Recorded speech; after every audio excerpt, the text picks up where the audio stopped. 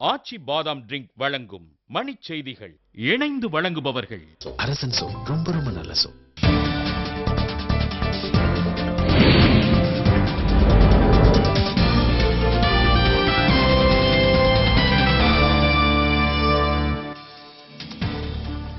தமிழக சட்டப்பேரவை தேர்தலில் போட்டியிட தாக்கல் செய்த வேட்புமனுக்கள் மீது இன்று பரிசீலனை.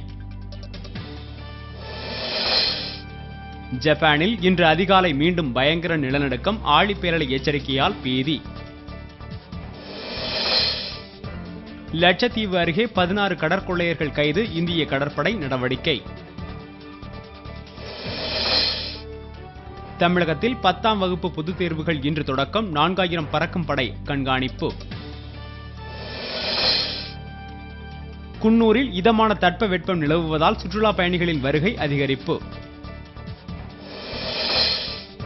ஜப்பானில் அணுக்கதிர் ஆபத்து மேலும் சில மாதங்களுக்கு நீடிக்கும் என பன்னாட்டு அணுசக்தி முகமை எச்சரிக்கை.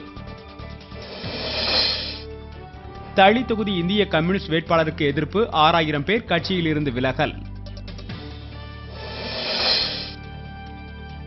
புலிகளின் எண்ணிக்கை குறித்த விவரத்தை இன்று வெளியிடுகிறது நடுவண் அரசு.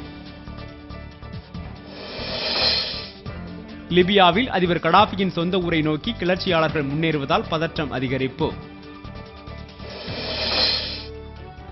தமிழகத்தில் இன்றும் ஒரு சில இடங்களில் இடியுடன் கூடிய மழை பெய்ய வாய்ப்பு, வானிலை ஆய்வு நடுவம் தகவல்.